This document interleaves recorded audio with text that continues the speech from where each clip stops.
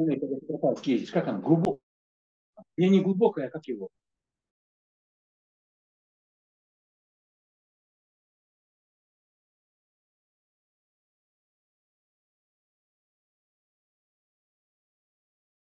Организаторы.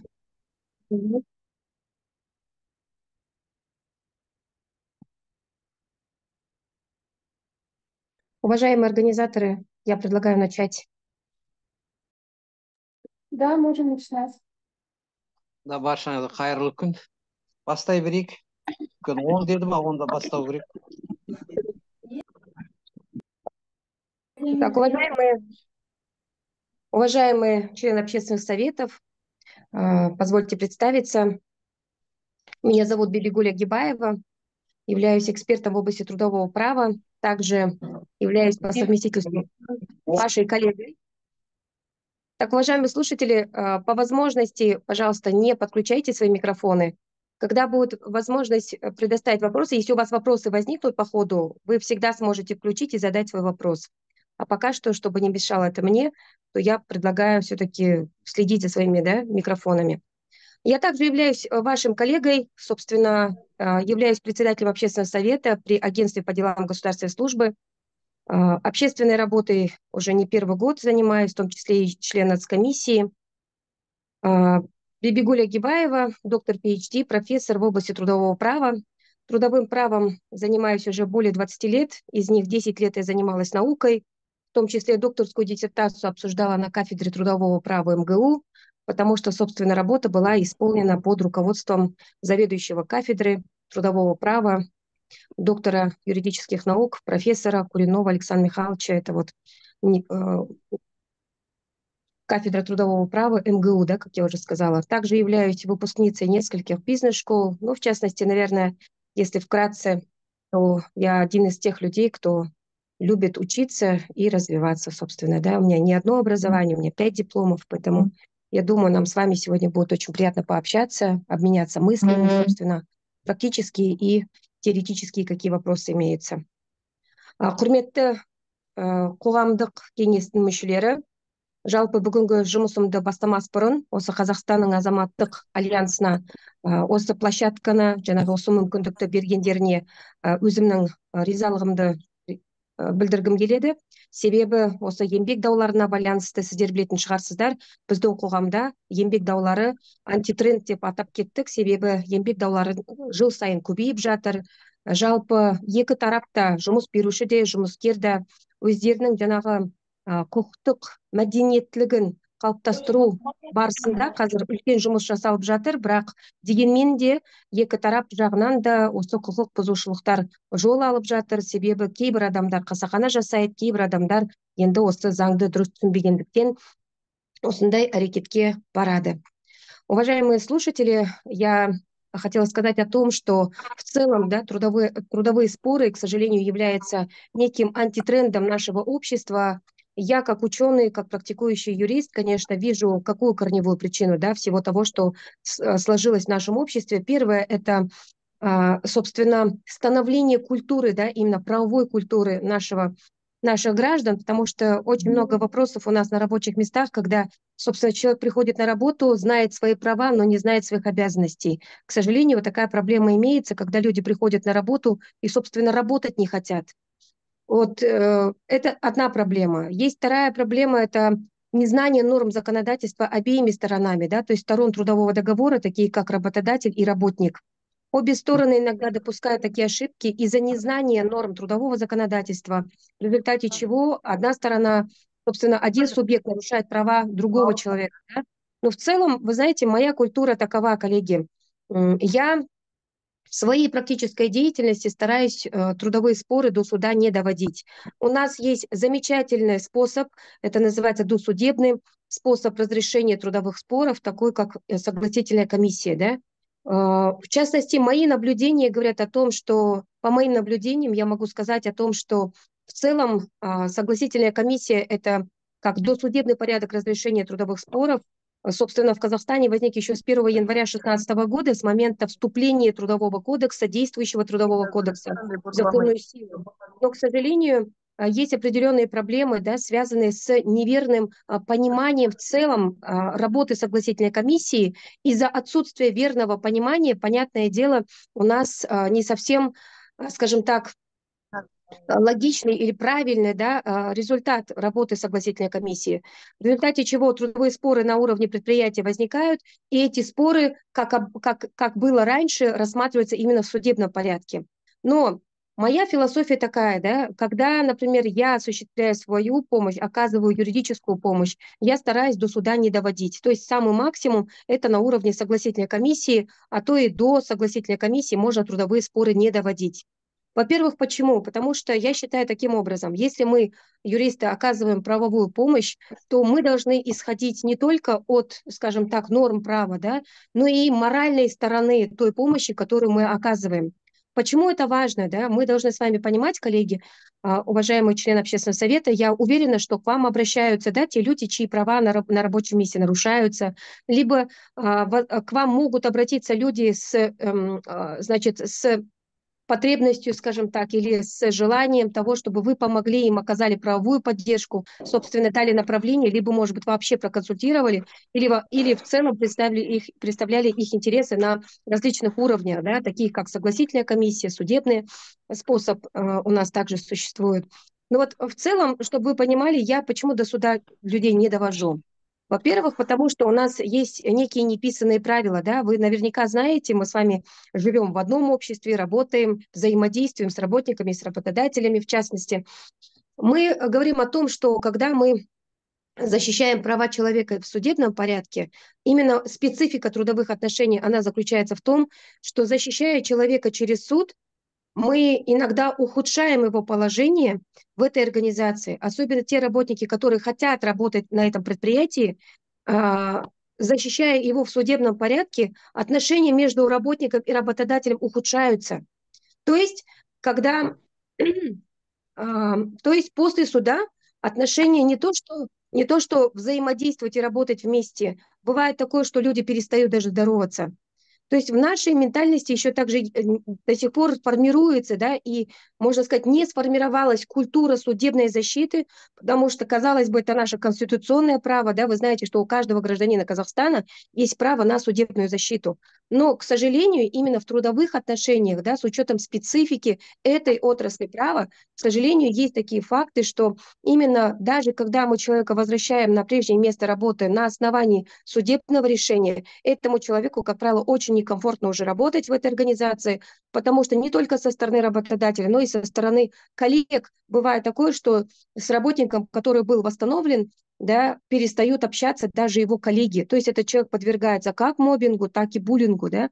Поэтому, как правило, некомфортно. Поэтому я считаю, это мое субъективное мнение, опять-таки, да, вы, конечно, с этим можете согласиться либо не согласиться, но я, например, считаю таким образом, что если мы действительно хотим помочь человеку, то лучше защищать его права в досудебном порядке, потому что после суда отношения ухудшаются. И не факт, что этот человек сможет продолжить свою трудовую деятельность именно в рамках этого предприятия.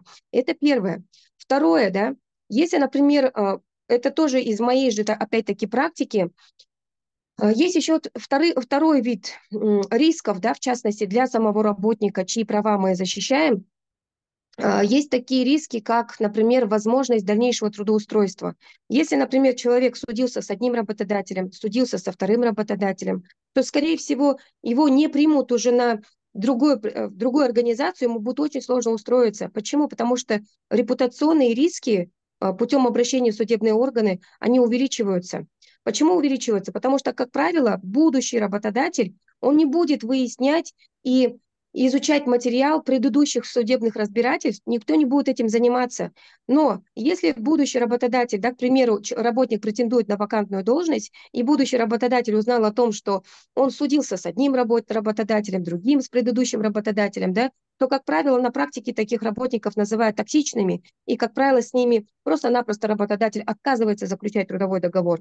В целом у работодателя есть право, согласно статье 23 Трудового кодекса, право выбора при приеме на работу. Мы не можем работодателя заставить принять на работу того или иного работника. Да, если на вакантную должность претендует, например, 5 человек, то из этих 5 работодатель сам определит, с кем именно ему будет комфортно работать и с кем он желает заключить трудовой договор. То есть я к чему говорю? К тому, что мы на законодательном уровне и де юре, и де факто мы не можем заставить работодателя работать, принять на работу того или иного работника. Здесь вот уже каждый работник должен сам понимать, да, при принятии решений, например, нужно ему судиться с работодателем, либо этот спор можно разрешить, любой конфликт он разрешим путем переговоров, можно даже и до согласительной комиссии не доводить.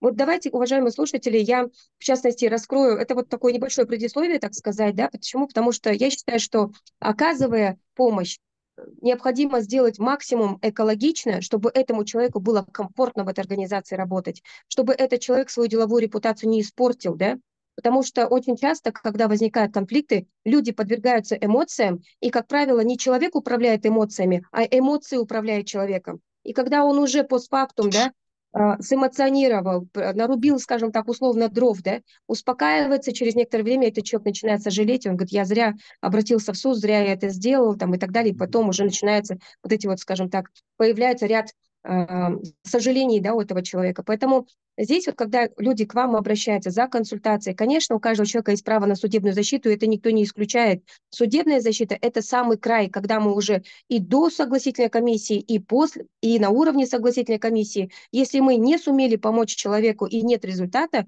от нашей, скажем так, от наших действий, то, конечно же, суд никто не отменяет, в суд мы, конечно же, можем обратиться. Но опять-таки это должно быть решением самого работника. Потому что много таких было кейсов и ситуаций, когда человек действительно вроде как бы захотел сам защищаться через суд, да, но через некоторое время, увидев некоторые, скажем так, увидев работу наших судей, да, некоторые, например,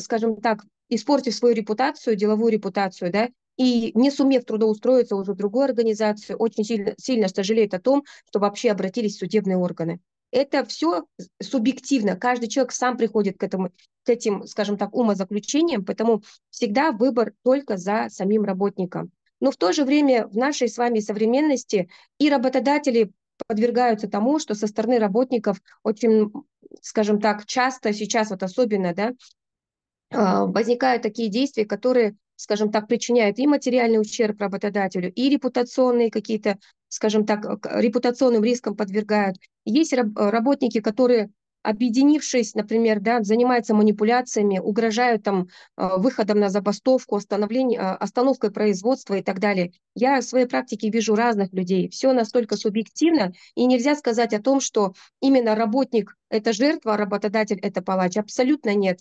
Каждый кейс, который возникает в трудовых отношениях на рабочих местах, это все очень субъективно. И каждую ситуацию необходимо разрешать, участвовать в переговорах, управлять конфликтами. Каждый кейс, у каждой ситуации есть свой путь разрешения. Поэтому здесь вот настолько все субъективно, и сказать, что вот сейчас Бибигуль вам даст определенную таблетку, да, которая там разрешит все трудовые споры, абсолютно нет. Поэтому здесь вот необходимо изучить сам предмет спора, кто участвует, какое количество и так далее. Сегодня, коллеги, поскольку у нас с вами время ограничено, сегодня я с вами хочу поговорить о досудебном порядке разрешения трудовых споров. В частности, досудебный порядок – это путем согласительной комиссии, да, через согласительную комиссию мы всегда с вами можем разрешить именно индивидуальный трудовой спор. Согласительная комиссия – это комиссия, которая создается внутри организации. Создается она на паритетных началах, то есть 50 на 50, да, 50% со стороны работодателя, 50% со стороны работников. Если в организации есть профсоюз, то, как правило, представителями работников, согласно статье 20 Трудового кодекса, являются профсоюзы.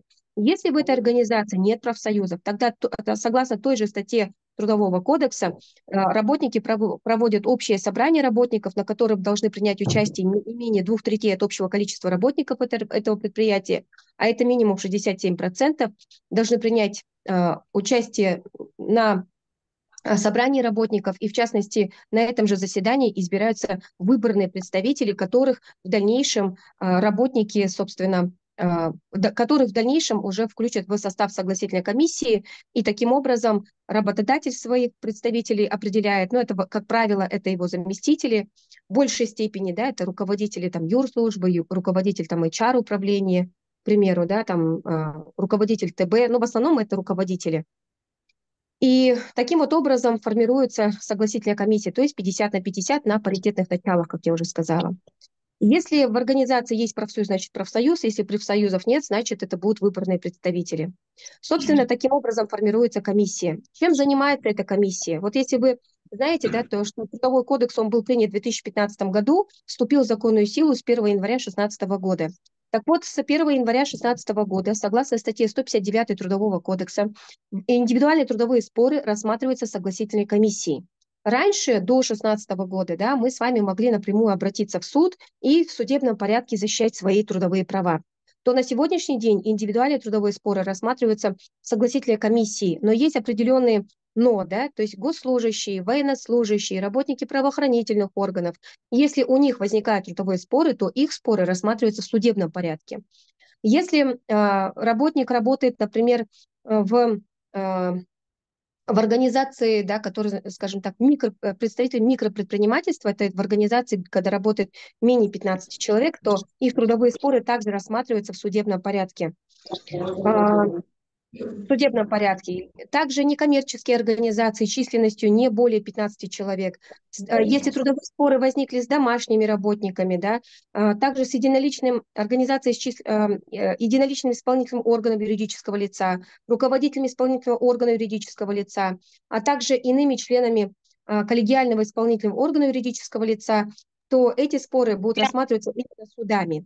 А все остальные работники, в частности, предприятия, где работают более 15 человек, то, как правило, трудовые споры рассматриваются через согласительную комиссию. То есть напрямую, как раньше, если мы обратимся в суд, то суд не примет это заявление в производство, а, соответственно, направит вас в согласительную комиссию.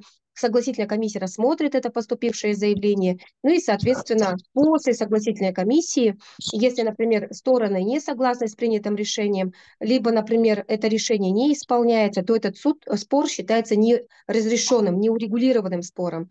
И, следовательно, этот спор уже будет рассматриваться в судебном порядке. Но досудебный порядок – это вот как раз-таки порядок рассмотрения индивидуальных трудовых споров именно согласительными комиссиями. Здесь же я могу сказать так, что практически во многих предприятиях, особенно там, ну, там, где я бывала, конечно, я могу только говорить на основе своей практики, во всех организациях, особенно в крупных компаниях, у них согласительная комиссия уже имеется, они работают, досудебном порядке трудовые споры разрешают, и в целом я считаю, что ну, вот в тех организациях, где я бываю, я считаю, что в целом работа идет неплохо.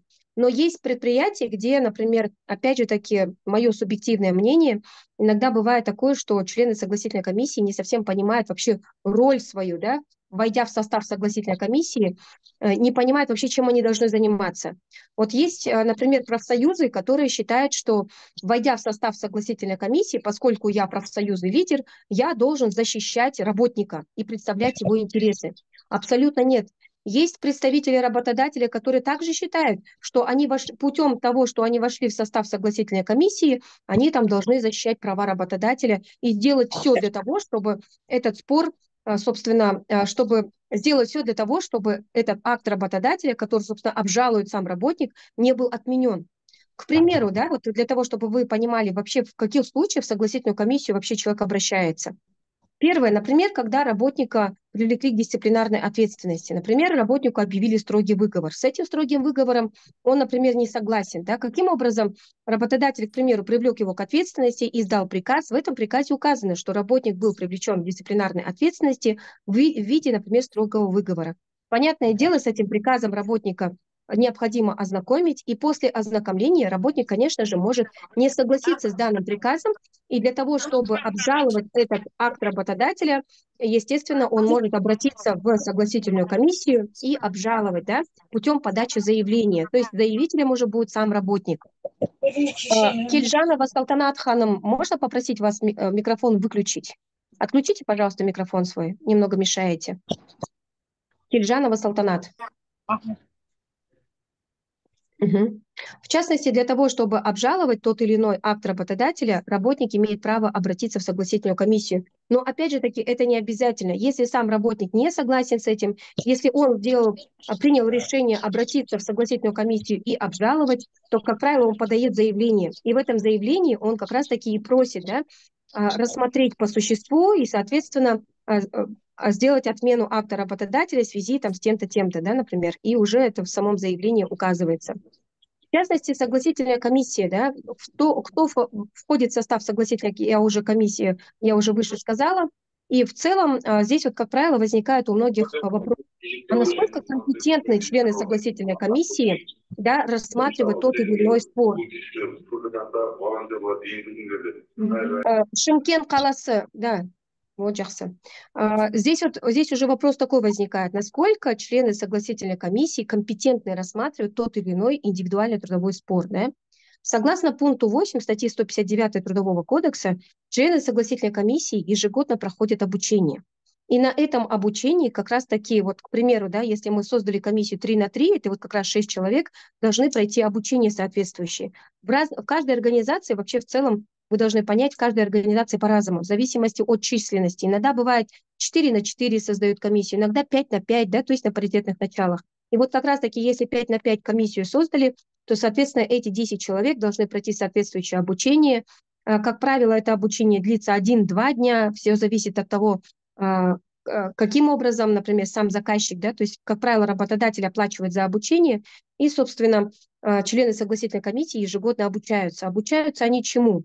То есть члены согласительной комиссии, согласно статье 159 Трудового кодекса, должны владеть 3 навыками, такими как: первое, они должны знать трудовое законодательство; второе, они должны управлять конфликтами; и третье – это ведение переговоров. Это 3 навыка, которыми члены согласительной комиссии должны владеть. Собственно, для чего нужно знать трудовое законодательство? Для того, чтобы, да, дать правовую оценку действиям работодателя, либо дать правовую оценку действиям работника. Работодатель также может быть заявителем в том случае, например, если работник причинил материальный ущерб работодателю, да, и не желает, например, возмещать. У меня были такие кейсы, когда, например, работник буквально 1 день он пришел на работу, в результате чего он унес с собой болгарку, еще там инструменты и так далее. То есть тем самым вот такими вот противоправными действиями и работник причиняет материальный ущерб работодателю. Иногда вот в частности был тоже такой кейс, когда работодатель закупил дорогостоящее оборудование, и вот на предприятии, в частности, чтобы не пользоваться им, работники, прям камеры, это все было подтверждено, было проведено расследование, работники умышленно сломали дорогостоящее оборудование для того, чтобы работать раньше лопатами, как раньше лопатами, да, это были проходчики. В частности, для чего это было сделано? Потому что если они работают на вот этом оборудовании, то, соответственно, у них было такое понимание, что, скорее всего, им заработная плата пойдет на понижение, потому что они работают на таком вот оборудовании. И они считали, оказывается, что если они будут работать также вручную, то, соответственно, они будут получать заработную плату больше, потому что здесь энергозатратности выше. То есть здесь, конечно, все зависит от сознания, да, самих работников. Люди разные допускают на рабочих местах, и, к сожалению, таким вот образом из-за неверного, скажем так, из-за неверного толкования и вообще в целом непонимания всей сути своей работы допускает вот такие вещи, действия, в результате чего причиняет материальный ущерб работодателю. И если работодателю, например, причинили материальный ущерб, работодатель точно так же, как и работник, имеет право обратиться в согласительную комиссию и в последующем обратиться в судебные органы. Далее. К примеру, например, также в согласительную комиссию обращается в каких случаях, да, к примеру, с работником расторгли трудовые отношения, и, соответственно, работник считает, что это увольнение было незаконным. Конечно же, он также имеет право обратиться в согласительную комиссию и, собственно, обжаловать тот или иной акт работодателя. Ну, как правило, это приказ, да, акт работодателя. И что касается досудебного порядка, также у нас есть определенные сроки обращения в согласительную комиссию. Например, по увольнению, да, то, соответственно, с момента ознакомления с приказом работник может обратиться в согласительную комиссию в течение 1 месяца. Вот опять же таки, коллеги, мое наблюдение, да, я вот буквально за последние 3 месяца я посетила 11 областей Казахстана. И вот встречаясь с работниками различных предприятий, я всегда задаю вопрос: коллеги, скажите мне, пожалуйста, кто из вас знает о том, что в организации есть согласительная комиссия? И вы знаете, удивительно, да, что в тех организациях, крупных предприятиях, это промышленные предприятия, в частности, где работники, например, там по 10 тысяч, по 5 тысяч, была буквально недавно в организации, где работает 50 тысяч сотрудников по стране. И вы знаете, самое интересное, что работники, работая на этом предприятии, там, где есть согласительная комиссия с 2016 года, не знают о том, что есть вообще согласительная комиссия на уровне предприятия. Хотя в Трудовом кодексе были поправки, и в статье 23 Трудового кодекса говорится о том, что работодатель обязан ознакомить с соглашением о работе согласительной комиссии. В том случае, если имеется соглашение и работа согласительной комиссии регламентирована именно соглашением, а не коллективным договором. Второй вариант, это первое, это может быть соглашение о работе согласительной комиссии, либо это может быть в коллективном договоре прописан. То есть сам порядок работы согласительной комиссии, регламент, кто вошел в состав, кто может, порядок отвода, порядок самоотвода. То есть все вот эти правила, которые необходимы при проведении заседаний, вообще в целом рассмотрении трудового спора в досудебном порядке, оно все отражается в самом соглашении, то есть содержится в соглашении. Если в соглашении это не указано, то, как правило, в организациях есть коллективный договор, и в этом коллективном договоре прописывается весь порядок. Поэтому согласно статье 23 Трудового кодекса, там прям черным по белому указано, что работодатель обязан ознакомить работников с соглашением о работе согласительной комиссии, а также с содержанием коллективного договора. Собственно, если это в коллективном договоре, в том числе и профсоюзы обязаны работников ознакомить с содержанием коллективного договора. Поэтому здесь вот наша основная с вами задача, в том числе, почему я сегодня перед вами выступаю, да, для того, чтобы, во-первых, вам донести, что такое вообще согласительная комиссия и каким образом рассматриваются индивидуальные трудовые споры. В частности, что есть индивидуальные трудовые споры? Это спор между работником и работодателем, где участвуют как раз-таки только два субъекта. Да? Диана Ханна, организаторы, вы не могли бы со своей стороны отключать микрофоны для того, чтобы мне не мешать работать? Уважаемые организаторы, возьмите, пожалуйста, эту функцию на себя, отключайте микрофоны. Сразу прям реагируйте, пожалуйста, потому что мешает же людям слушать. Что касается индивидуальных трудовых споров, что есть вообще индивидуальный трудовой спор? Да? Субъектами индивидуальных трудовых споров являются работник и работодатель. Как правило, по какому поводу вообще предмет спора каков? Да? Как правило, это неисполнение условий трудового договора, нарушение трудового законодательства, неисполнение условий коллективного договора, а также нарушение локальных актов работодателя. Что есть локальные акты? Вы знаете, да, когда мы приходим на работу, как правило, после заключения трудового договора, согласно статье 23 Трудового кодекса, работодатель обязан ознакомить работников со всеми локальными актами на этом предприятии. Что такое локальные акты? Это акты работодателя, которые действуют на этом предприятии, да, как правило. Например, такие как правила внутреннего трудового распорядка. Также во многих организациях есть, например, этический кодекс. Также, да, работник берет на себя обязательство работать в соответствии с соблюдением этого этического кодекса, в соответствии с правилами, которые утверждены на этом предприятии. И, как правило, работодатель до допуска к исполнению обязанностей работника обязан, собственно, ознакомить с этими внутренними положениями, с правилами. Поэтому, когда мы говорим о том, что работник, например, да, или работодатель допускает нарушение трудового законодательства, когда со стороны работника либо работодателя имеются, например, факты несоблюдения, значит, условий трудового договора, то, как правило, у нас возникают индивидуальные трудовые споры.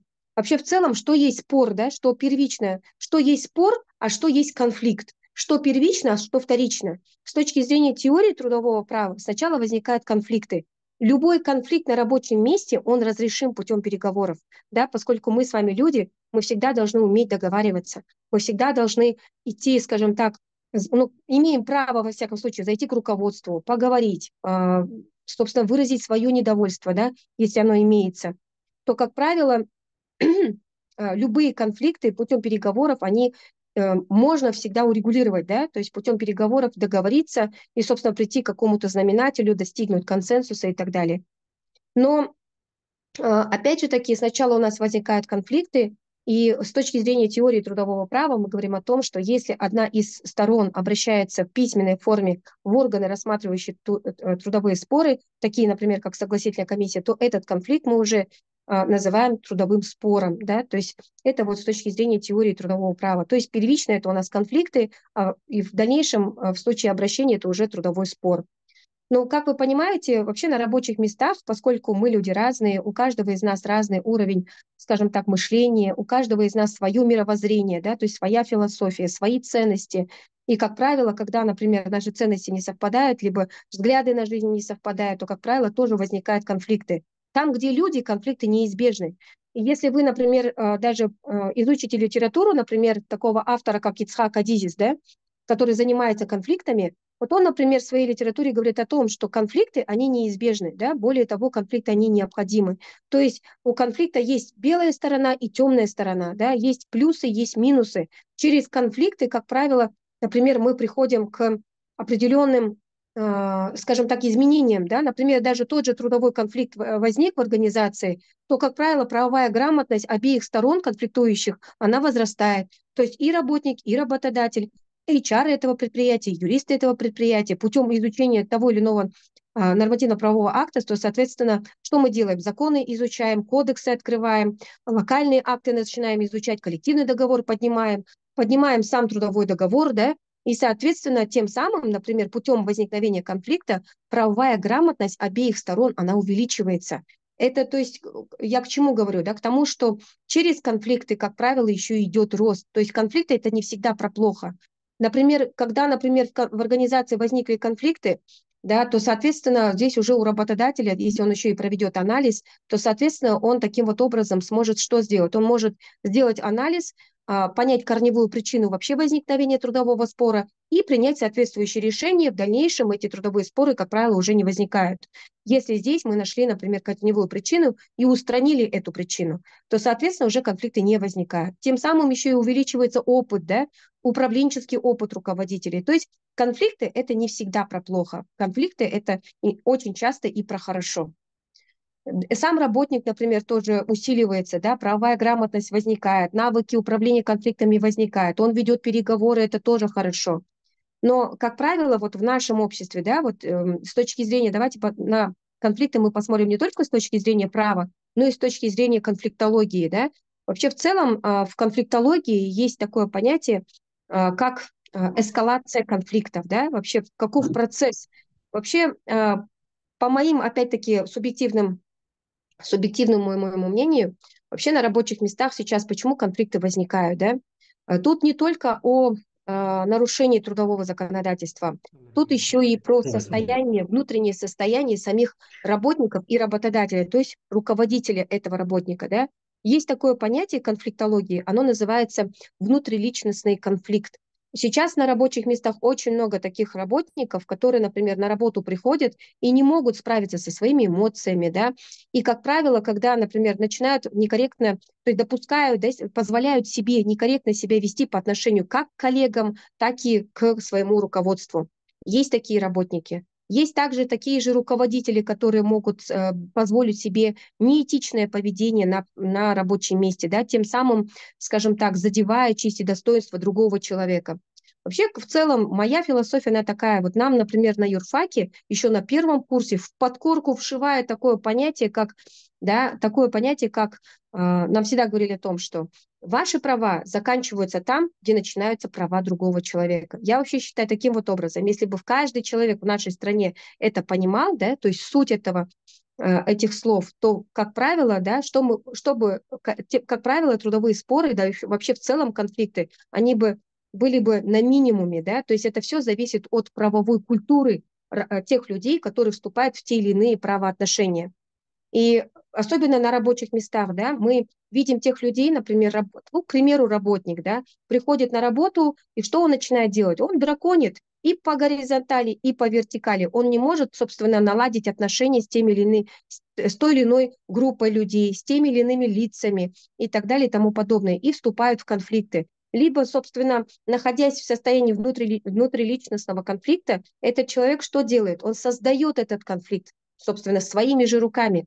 Почему? Потому что это его внутреннее состояние. То есть тут не только о нарушении норм права, тут не только о нарушении прав человека в сфере труда, тут и про состояние, потому что это специфика этой отрасли. Мы работаем с людьми, и иногда, например, будучи я как юрист, да, и, ну, честно говоря, у меня есть дипломы соответствующие, которые дают мне право быть не только юристом и давать правовую оценку. В том числе я веду переговоры с этими работниками, я приглашаю его на отдельную сессию, где мы с ним тет-а-тет разговариваем, и, собственно, у меня есть навыки, как раз-таки определение, да, корневой причины поведения этого работника. У меня был такой опыт, когда работник такой, действительно проблемный работник, да, почему мы его таким называем? Потому что, собственно, он, знаете, бывает такое, что на рабочем месте, особенно на производстве, да, вы понимаете, там, где особенно работают вахтовым методом, и, как правило, это в большей степени мужчины, когда, например, один работник находится в состоянии внутриличностного конфликта, он провоцирует, он триггерит своих коллег, да, к одному подойдет, его провоцирует, ко второму может подойти, к третьему, третий может не выдержать, один в глаз даст, а другой в ухо даст. Понимаете? И возник уже конфликт между двумя субъектами. И тут уже мы говорим о том, что здесь вот больше необходима не сколько правовая помощь, сколько она должна быть такая психологическая помощь, да, потому что, как правило, этот человек, он сам же и говорит, собственно, ну да, өзі-өзіме ие бола алмай қалдым деп кейбір адамдар сөйтіп айтады. То есть я не могу, говорит, справиться со своими эмоциями, и он это признает. За нарушение этики, за нарушение правил внутреннего трудового распорядка, да, его привлекают к ответственности, он в дальнейшем еще совершает проступок, в результате чего за ненадлежащее исполнение, либо неисполнение, за повторное, кстати, значит, по статье 52, за неисполнение, либо ненадлежащее исполнение, да, этого работника могут, собственно, с этим работником могут трудовой договор расторгнуть. Понятное дело, такие люди, как правило, особенно в состоянии внутриличностного конфликта, они будут идти до последнего, до Верховного суда, ходить воевать, уделять свое время, доводить. Вот просто-напросто его внутреннее состояние приводит к тому, что такие конфликты могут на рабочем месте возникнуть из-за одного человека. Вот не зря, да, наши предки говорили о том, что «бір құмалақ бір қарын майды шірітеді» деп. Действительно, это вот про вот эти случаи, когда человек не может справиться со своими эмоциями. И, как правило, этих работников, например, как правило, с ними расторгают трудовой договор, этот работник обращается в суд, через суд он возвращается, через суд он не просто так приходит, он приходит уже с вот такой вот короной и еще больше начинает подвергать и вводить в состояние стресса своих коллег, свое руководство, и просто-напросто этот человек не дает работать. И с таким человеком у меня был такой кейс, был такой случай, когда работодатель пригласил, и я с таким человеком работала, да, и, собственно, у меня примерно ушло где-то 2,5 месяца для того, чтобы вообще установить контакт с этим человеком. Есть такое понятие, называется рапорт, да, то есть вхождение в доверие этому человеку. И когда мы, собственно, выкопали, да, корневую причину его поведения, оказалось, что у этого человека, почему он, собственно, проявлял агрессию на рабочем месте, у этого человека были семейные проблемы, с которыми он на уровне своей семьи, например, дома он не мог проявлять эмоции, все эмоции он, собственно, выплескивал на уровне предприятия, да, то есть он приходил на работу, и он драконил, он со всеми агрессивно себя вел, но при этом обязанности, согласно трудовому договору, он выполняет безупречно. То есть он понимает, что за ним следят, что и отслеживают его поведение. Он обязанности хорошо исполняет, но он агрессивно проявляет агрессию и, собственно, не давал работать своим коллегам, не только руководству. Дальше, после того, как мы уже установили с ним контакт, мы определили, что, оказывается, причиной его поведения были его внутренние переживания. Собственно, его супруга заболела серьезным заболеванием, получила там несколько химий, у него уже, собственно, все деньги уходили на лечение своей жены, и он не мог об этом говорить на рабочем месте, да. После того, как мы это узнали, понятное дело, я обратилась к руководству, потому что меня как раз-таки пригласил руководитель этого предприятия, говорит: Бибигуль, мы не можем с ним справиться. Один раз уволили, его восстановили. После восстановления стало еще хуже. То есть человек стал проявлять агрессию, да. И вот опять-таки после того, как вот мы определили причину его поведения, то есть это его корневая причина, то, что было внутри этого человека, и то, что вызывало у него скажем так, эту агрессию и это поведение, да. Собственно, после чего, конечно же, я обратилась к руководству, дала обратную связь, что, оказывается, человек в таком-то положении, и это причина корневая его поведения. Собственно, ему была оказана материальная поддержка, его пригласил, не сам председатель правления, а его заместитель пригласил его, поговорил с ним, выразил свое, скажем так, оказал эмпатию, да, то есть человек почувствовал эмпатию со стороны руководства, да, и ему дали деньги, его поддержали, ему сказали о том, что он не один, что мы будем поддерживать вас, мы просто не знали о том, что у вас есть такие переживания, и вы не сказали, и мы не знали, да, то есть вот есть вот такое недопонимание, то есть возникло вот такое недопонимание, в результате чего отношения каждый раз ухудшались. И вот поверьте мне, вот после этого, да, человек перестал драконить. Почему? Потому что он получил именно то, чего ему не хватало. Қазақша айтқанда, басынан сипау керегі кейбір жұмыскерлер болады, мысалы, олардың действительно басын сипау керек. просто ему не хватает внимания, из-за чего человек начинает проявлять вот такое вот некорректное поведение, допускает, но и при этом проявляет некое неуважение к своим коллегам и к руководству. Конечно же, мы видим и иные истории, когда, например, таких работников, как правило, да, работодатель говорит, я не в детском саду, я там не заведующий детским садом, я не обязан ходить и, например, подстраиваться под настроение того или иного рабочего, да. Понятно это дело, да, я тоже понимаю, что трудовые отношения – это что? Это рыночные отношения, когда один человек оказывает услуги другому человеку, за что получает вознаграждение, и все, больше ничего не требуется, да, казалось бы, исполнил свои трудовые функции, получил за это деньги и до свидания. По сути, работодатель не обязан это делать. Вообще за рубежом есть такая хорошая практика, но, видите, мы с точки зрения права, мы не можем прописать такие же нормы, как в более развитых странах. Например, есть такая обязанность у работников, да, у них в локальном акте, даже на уровне локальных актов, либо, например, на уровне законодательства, да, у них, например, есть такая норма, где указано, что по требованию работодателя работник обязан обратиться к психологу. И в случае отказа обращения к психологу работодатель имеет право расторгнуть трудовой договор. У нас такой нормы нет. Поэтому иногда работодателям приходится не только с точки зрения права, но и с точки зрения психологии приглашать специалистов для того, чтобы с его работниками поработали, да, потому что люди разные. Сейчас и закредитованность есть, сейчас и бракоразводные процессы у нас на максимуме, да, у людей семейные проблемы, с этой семейной проблемой он приходит на работу, в результате чего у него ухудшаются, как следствие, отношения с руководством и возникает трудовой спор. В результате чего он обращается в согласительную комиссию, в последующем судится, первая инстанция, вторая, третья, и человек еще больше изматывается, и он еще больше подвергает себя стрессу, в результате чего он начинает заболевать, и уровень, собственно, счастья там, ну, наверное, от 1 до 10 на уровне цифры 1, понимаете? Поэтому здесь вот, конечно, специфика трудового права, поскольку трудовое право – это социальная отрасль права, это всегда про людей, это всегда про человека, это про его состояние. Когда у человека внутри все хорошо, у него все окей, то он, как правило, не вступает в конфликты ни с руководством, ни со своими коллегами, понимаете? Потому что у него внутри все хорошо. И, как правило, даже если, например, есть коллеги, которые его, скажем так, ну, условно приглашают, да, вступить в конфликт, человеку, у которого внутри все хорошо, он не вступит в конфликт, потому что выбор всегда за нами. Выбор реакции. Триггеры, то, что нас триггерит, то, что нас задевает, они в жизни есть всегда. Но право выбора, реагировать и как среагировать, оно всегда за человеком. Буквально 1-2 секунды подумать человеку нужно, какую реакцию я готов выбрать сейчас. То есть дать второму человеку в ухо или все-таки проигнорировать и отойти в сторону, не вступив в конфликт, понимаете? Особенно на рабочем месте. Вот с точки зрения конфликтологии, да, чтобы вы понимали вообще, какова причина конфликта, почему трудовые конфликты возникают на рабочем месте.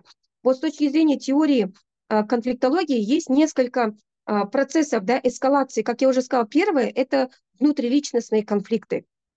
Когда, собственно, человек борется с самим собой, когда он не может пережить ту или иную какую-то ситуацию, которая возникла у него в личной жизни. Либо это может быть еще какая-нибудь травма, которая у него была, может быть, еще там глубоко в детстве, такое тоже может быть.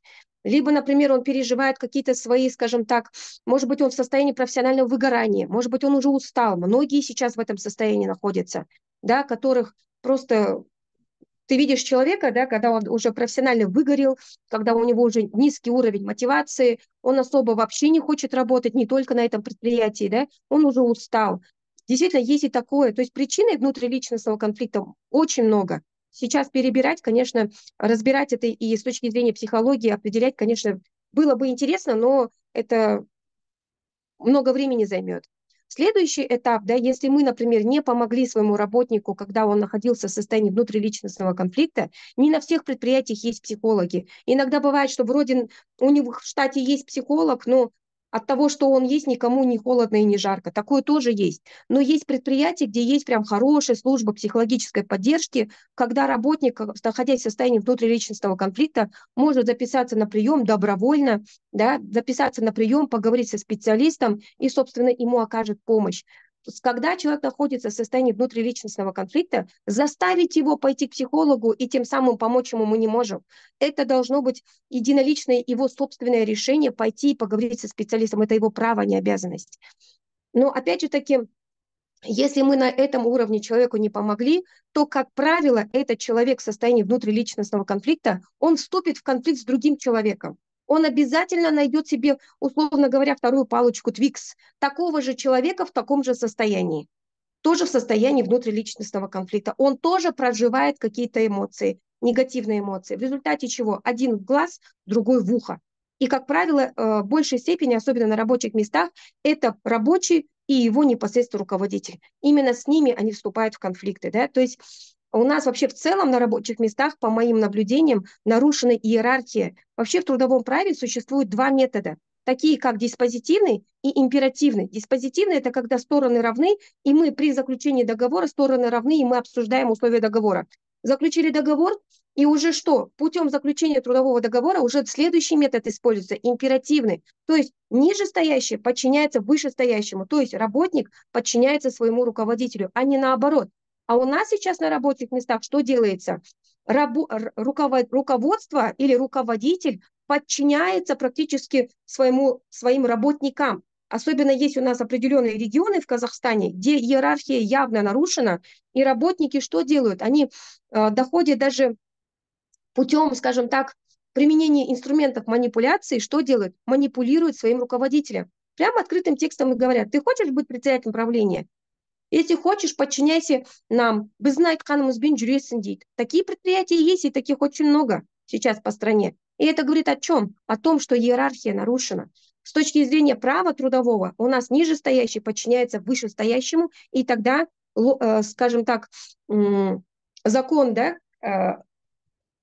собственно, и тогда у нас в организации, когда нижестоящий подчиняется вышестоящему, и за неподчинение нижестоящего вышестоящему есть ответственность такая, как дисциплинарная. И тогда, скажем так, нормы трудового законодательства будут работать, и тогда будет дисциплина, и тогда будет результат.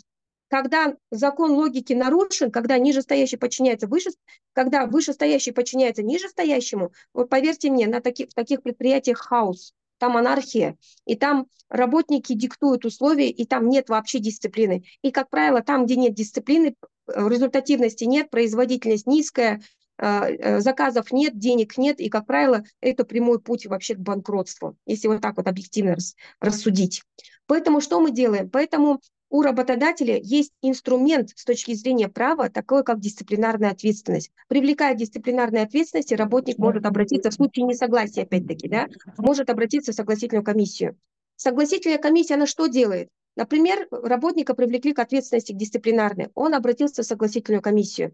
Согласительная комиссия принимает заявление, собственно, этим занимается кто? Секретарь этой комиссии. Секретарь согласительной комиссии, вот мы, например, создали комиссию 5 на 5, 10 человек работает, да, в составе комиссии. 1 из 10, он будет председателем, председатель избирается, как правило, всеми. На первом заседании избирается председатель. У председателя нет какого-то преимущественного права при проведении голосования. Он, по сути, исполняет функцию такую, знаете, модератора, да, и, собственно, он управляет самим процессом, управляет самим заседанием, предоставляет слово, может затребовать там документы там, и так далее. То есть он модератор. И есть секретарь. Секретарь комиссии, он, как правило, занимается чем? Организацией заседания, принятием заявления в производство. Например, поступило заявление, да, со стороны работника, которого привлекли к дисциплинарной ответственности. Секретарь в этот же день регистрирует заявление, в день поступления заявления проводит регистрацию, да, копирует данное заявление и направляет всем членам согласительной комиссии, организует само заседание и, собственно, приглашает всех членов согласительной комиссии на заседание, да, определяет место и время. Члены согласительной комиссии, пока они заседают, это комиссия же, которая создается внутри организации, понятное дело, у них там есть своя работа, плюс при этом у них некая такая общественная нагрузка, они включаются в состав согласительной комиссии, и они практически как мини-судьи должны рассмотреть это заявление и принять по нему законное, обоснованное решение на основе трудового законодательства, на основе локальных актов этого предприятия, то есть внутренних положений, да, то, соответственно, на период их работы в составе согласительной комиссии за ними сохраняется заработная плата. Более того, это люди специально обученные, которые ежегодно, как я уже выше сказала, проходят обучение в качестве членов согласительной комиссии. Соответственно, это заявление поступает, и это заявление с момента регистрации они должны рассмотреть в течение 15 рабочих дней, то есть 15 рабочих дней – это дедлайн. Это не говорит о том, что все 15 дней они должны заседать. Иногда бывает такое, что согласительная комиссия буквально там один день, да, один день они поработали, буквально там за час, за два, они могут уже разрешить этот спор. И все зависит от предмета спора и от сложности данного дела. И значит, 15 рабочих дней – это самый максимум. В течение 3 рабочих дней, значит, согласительная комиссия принимает решение. Это решение должно быть законным, обоснованным. Обоснованное оно когда? Когда дается ссылка на конкретную норму трудового права, то есть конкретно указывается пункт, подпункт, статья Трудового кодекса, которая была, условно говоря, не соблюдена работодателем, в результате чего, например, заявление этого работника было удовлетворено членами согласительной комиссии, то есть решение было принято в пользу работника. То, как правило, с этим решением, да, мы в течение 3 рабочих дней мы должны передать копии решений сторонам. Данное решение обязан подписать секретарь и председатель этой комиссии. Копии решения мы направляем обеим сторонам, то есть и работнику, и работодателю оно предоставляется. Соответственно, если это решение было принято, да, с этим решением может не согласиться одна из сторон, с этим решением могут обе стороны не согласиться, либо обе стороны согласны, но это решение в течение 1 месяца не исполнено, то этот спор считается, коллеги, неурегулированным, неразрешенным. А в целом, чтобы вы понимали, то все заявления должны быть принятыми, зарегистрированными, то есть все трудовые споры должны быть рассмотрены, но не все трудовые споры находят свое разрешение. Неразрешенные трудовые споры считаются неурегулированными, следовательно, у обеих сторон есть право для обращения в судебные органы.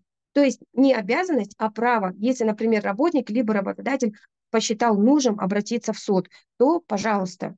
Но здесь уж опять же таки должны обе стороны понять, да, насколько для них это важно, потому что и с точки зрения теории, и с точки зрения практики, да, и работодателю, и работнику, по сути, невыгодно судиться. Это большие репутационные риски, это финансовые риски. Да? Например, если например, это дело для работника заведомо проигрышно, и он завтра проиграет процесс работодателю, то представительские расходы, как правило, суд завтра возложит на этого работника. Да?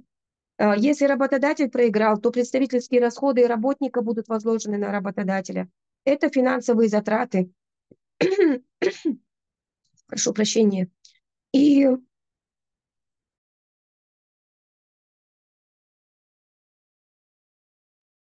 с точки зрения, например, стресса, да, судиться – это не всегда про легко.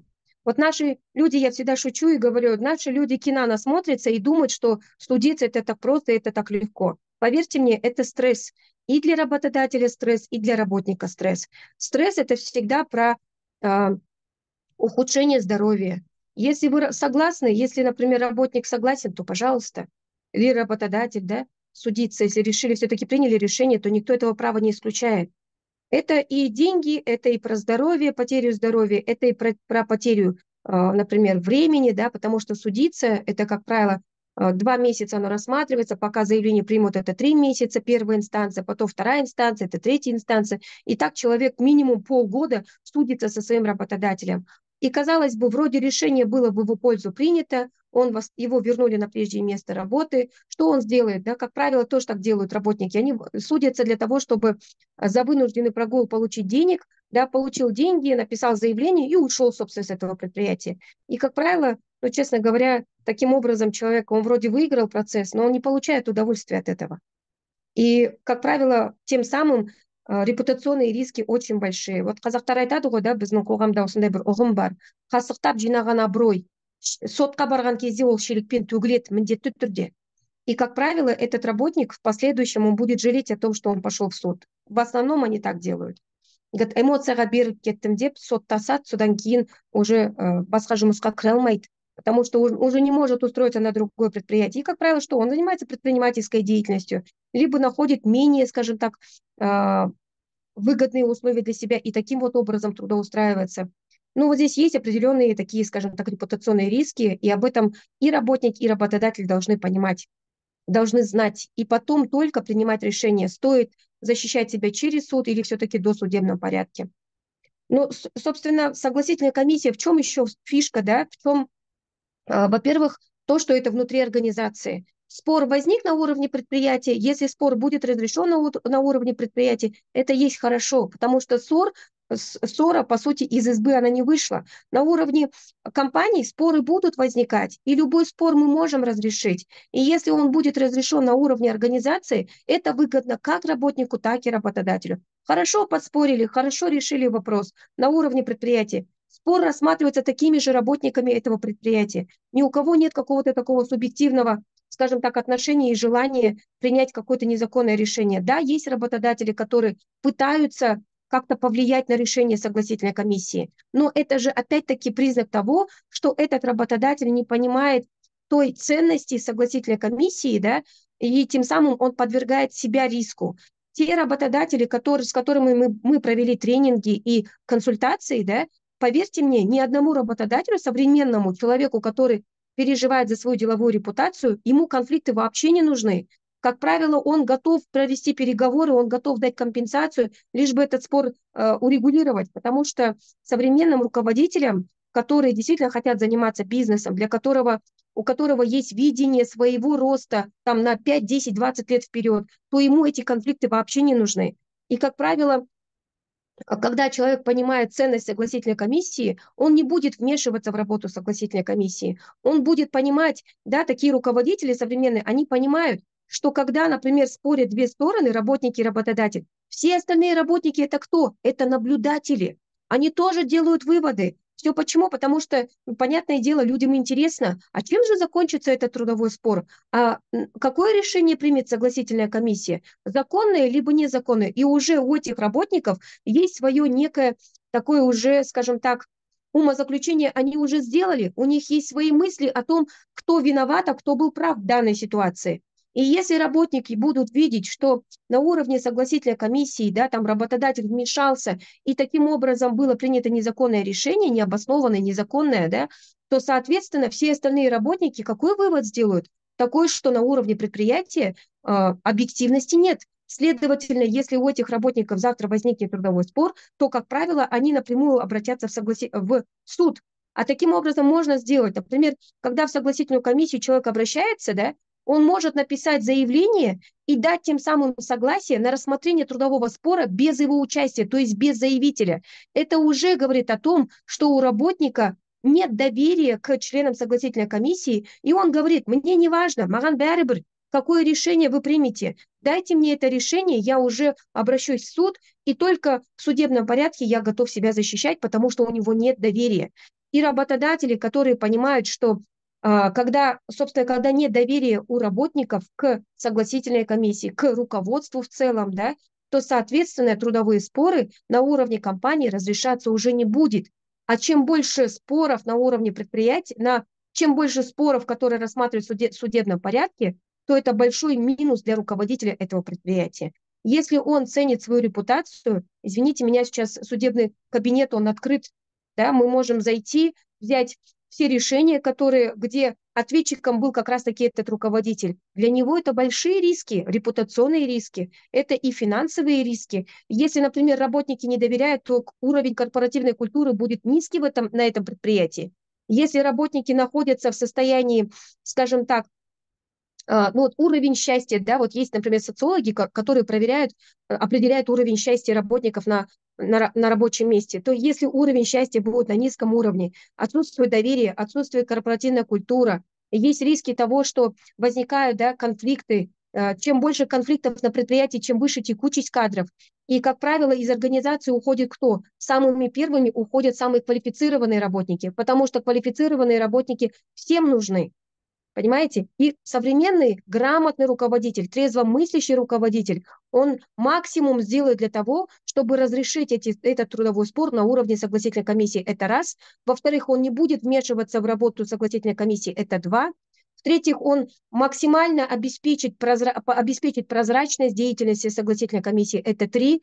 В-четвертых, он удержит и усилит свою компанию с точки зрения культуры, да, и чем выше будет уровень счастья на рабочем месте, этот работодатель, как правило, понимает, чем выше счастье, чем более довольны работники, тем выше производительность труда. Чем выше производительность труда, качественные оказанные услуги, чем больше заказчиков, тем больше денег. Соответственно, финансовая стабильность, да. То есть есть руководители, которые это четко понимают. И, как правило, когда у них возникают трудовые споры, они находят лучших специалистов на рынке, привлекают конфликтологов, психологов для того, чтобы разрешить этот трудовой спор не только с точки зрения закона, но и с точки зрения психологии.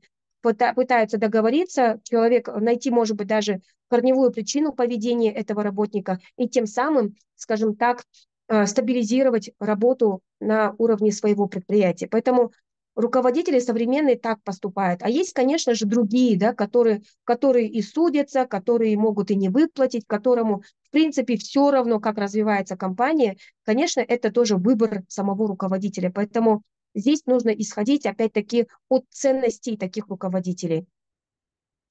Вот как-то так.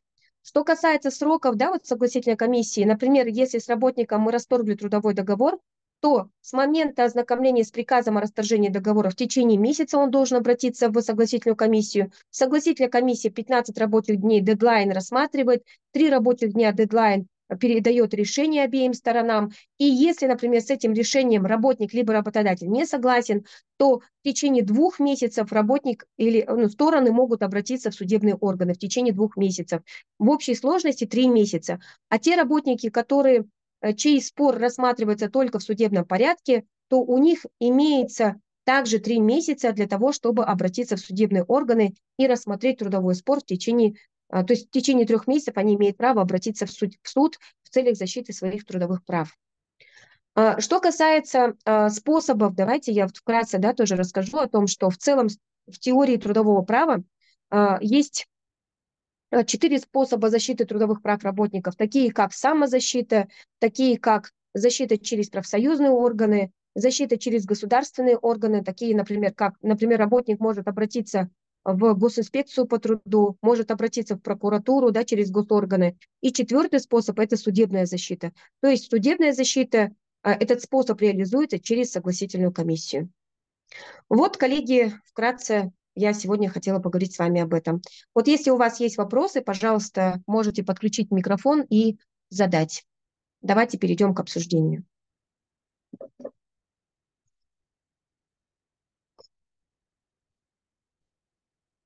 Кому что было непонятно, какие вопросы у вас имеются, пожалуйста.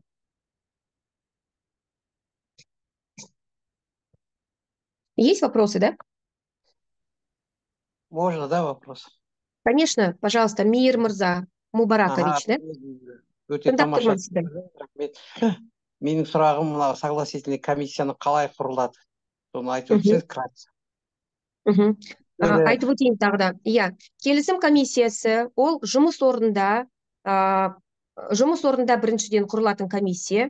Ол дейтін комиссия тепе-теңдік негізде құрылады. Яғни 50% жұмыс берушіден, 50% жұмыскерден шығады. Мысалы, 3 адам жұмыскерлерден шығуы мүмкін, және де 3 адам жұмыс беруші өзі белгілейді. Сөйтіп, 6 адамнан тұратын келісім комиссиясы құрылады. Яғни ол келісім комиссиясы нақты бір ұйымның ішінде құрылады. Және де сол ұйымның ішінде пайда болған жеке еңбек дауларын қарайтын комиссия, тұрақты негізде қызмет атқаратын комиссия болып есептелінеді. Бұл комиссия тек қана жеке еңбек дауларын қарастыратын комиссия. Жеке еңбек даулары дегеніміз ол жұмыс беруші мен жұмыскердің арасында пайда болатын дау. Заңмен қарастырылған ғой бұл келісім. Иә, еңбек кодексінің 159 бабы. Жақсы, рахмет, түсінікті. Рахмет сізге. Тағы да сұрақтарыңыз бар болатын болса. Ағасы айта беріңіз. Мен де жаңа негізінен жердесін, біз Қарағанды облысы халықаралық ауданынан қоғамдық кеңес. Өте қуаныштымын. Менде бір создалось такое впечатление, мынау әрбір еңбек ұжымында негізі бұрынғы кезде коллективный договор деген болатын. Қазір де бар. Еңбек шарты. Ол міндетті түрде бекітілу керектін. Обязаловка болады. Мекемеде коллективный договор болмаса болмайды деп. Енді мына кейінгі кезде біздің мекеме, үлкен мекемелер алпауыттардың бәрі жеке меншік дейді, ассоциация, анау мынау дейді ғой. Мен байқағаным, они не очень сильно заинтересованы заключать коллективные договора. Может, это мое субъективное, өйткені осы қызметте жүргенде кейінгі жылдары мен байқағаным, алпауыттар, үлкен ірі өндірістегілер, осы коллективный договорды бекітуге аса құлшынбайды. Нетіп, баяғы дейміз ғой, бұрынғы кеңес дәуірінің кезінде міндетті түрде коллективный договор бекітілмесе, ол жерде жұмыс басталмайды. Сол жерде профсоюзный комитеттің, кәсіподақ комитетінің рөлі мықты болатын.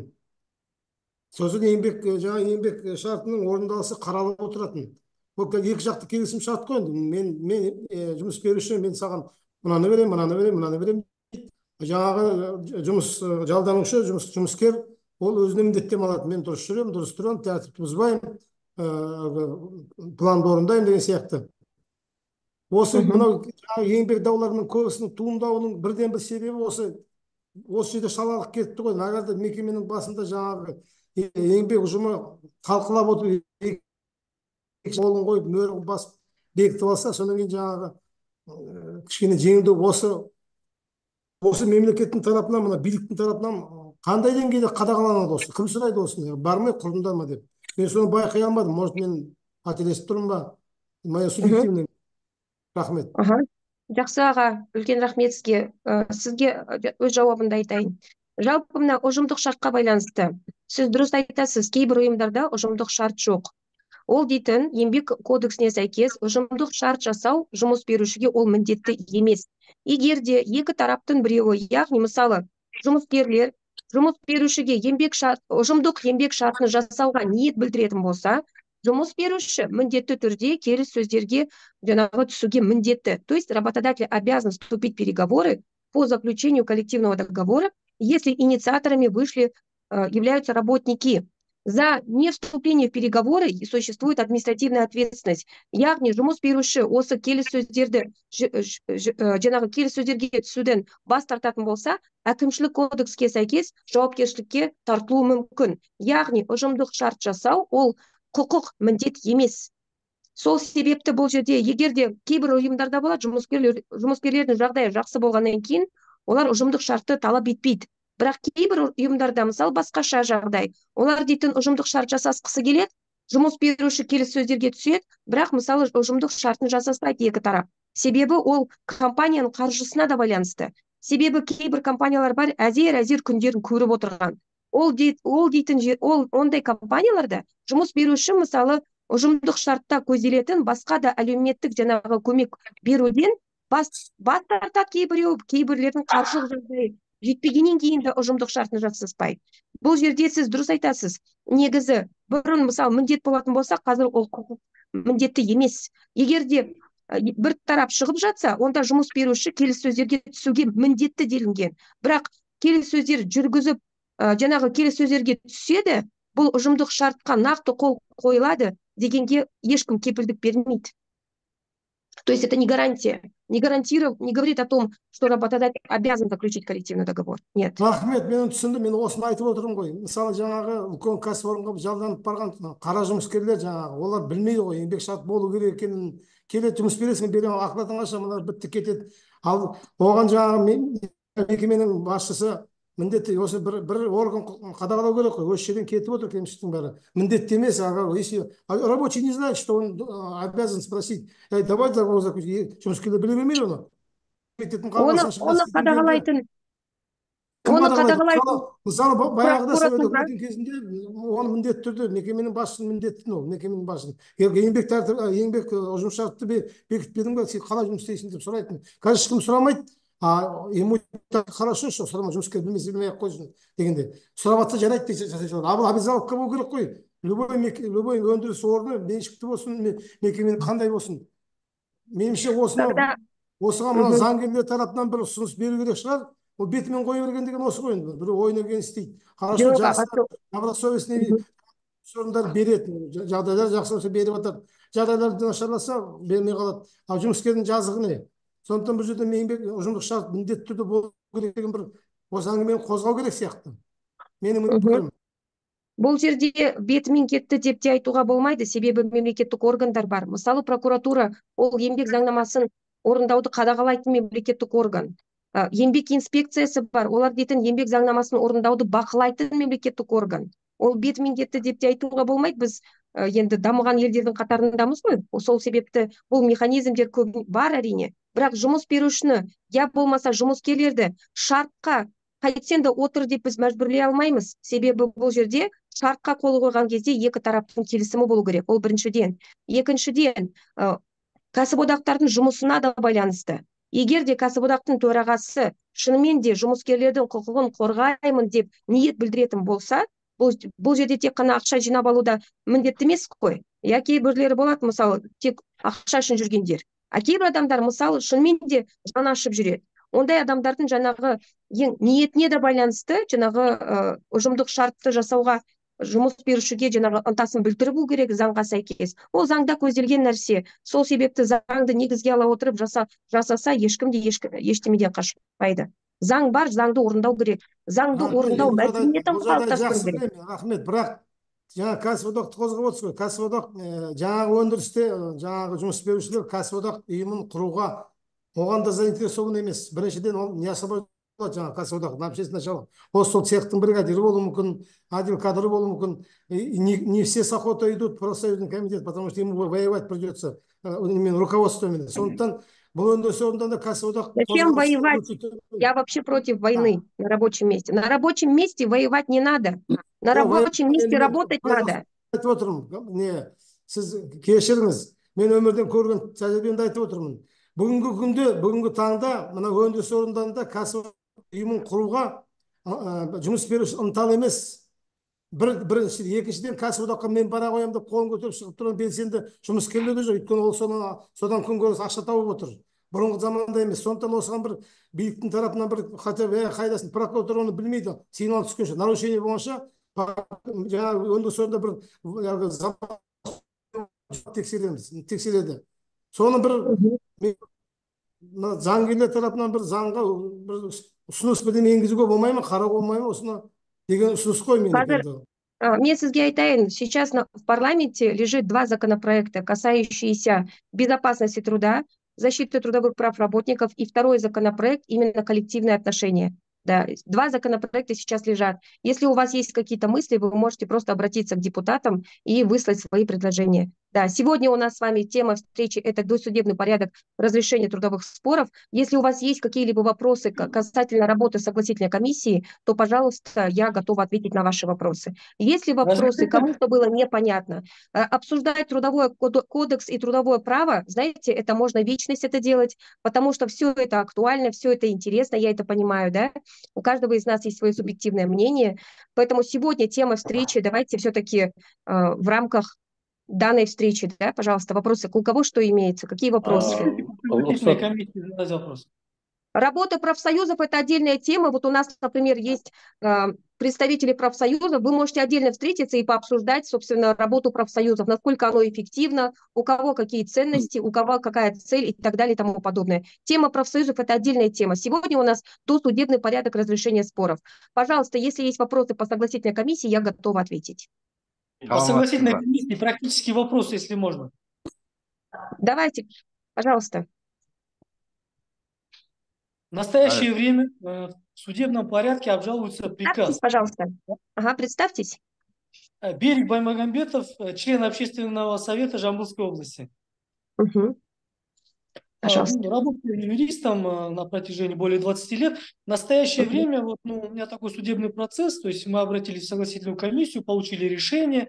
В основном решение согласительной комиссии, так как это люди не свободные, то есть они под работодателем, в 99% решение согласительной комиссии выносится в пользу работодателя. То есть у нас редко бывает такое, чтобы работники имели право там или возможности выступить против приказа работодателя и вынести решение согласительной комиссии о том, что приказ незаконен, не подлежит отмене. Вопрос не в этом. Смысл в том, что в судебном порядке уже обжаловался после того, как согласительной комиссии был рассмотрен, спор был не урегулирован.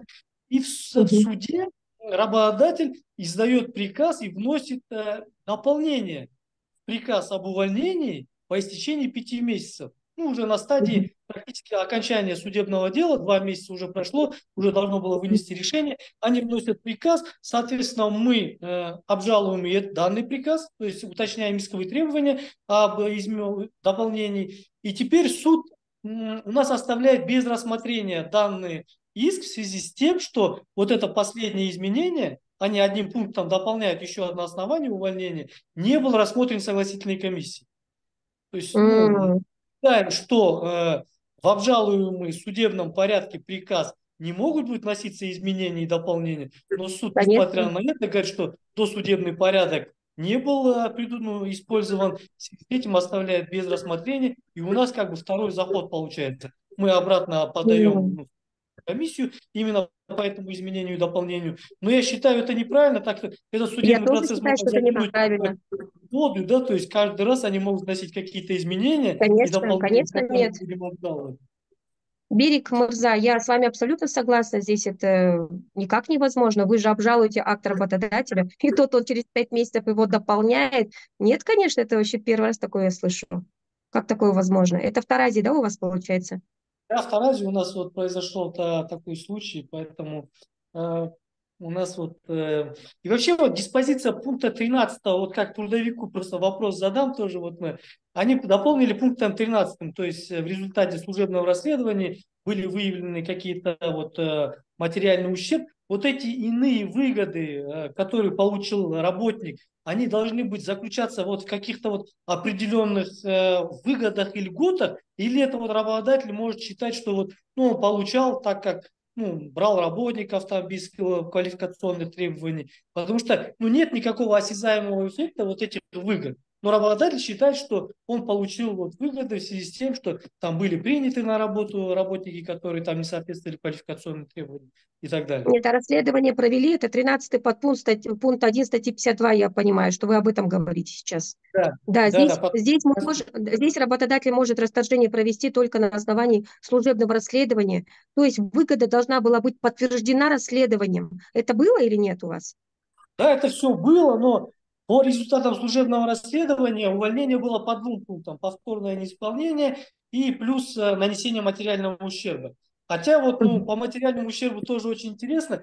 У этого человека, он руководитель структурного подразделения, нет договора о материальной ответственности. Ни полной, ни частичной. А тот человек, который был материально ответственным там за ГСМ, он привлечен к дисциплинарной ответственности, но так как он является непосредственным подчиненным данного уволенного работника, его тоже привлекли за это дело. И вот, тоже считаем, что это незаконно. И вот еще один вопрос, вот тоже очень такой злободневный. Это военные структуры, и там в уставе у них прописано, что руководитель там службы может применять дисциплинарные взыскания в виде там выговора, строгого выговора, а применять дисциплинарные взыскания в виде увольнения уже применяет основной работодатель. Повторно получилось так, что 2 работодателя привлекли дисциплинарной ответственности. Один работодатель привлек к дисциплинарной ответственности в виде выговора, а второй основной расторг трудового договора в связи с повторностью. Как вы считаете, есть ли здесь тоже какой-то вот, Вы знаете, Берик, вы как... Ниже Трудового кодекса. Трудовой кодекс у нас определяет, что работодателем может быть одно лицо, которое применяет все меры вида дисциплинарных взысканий.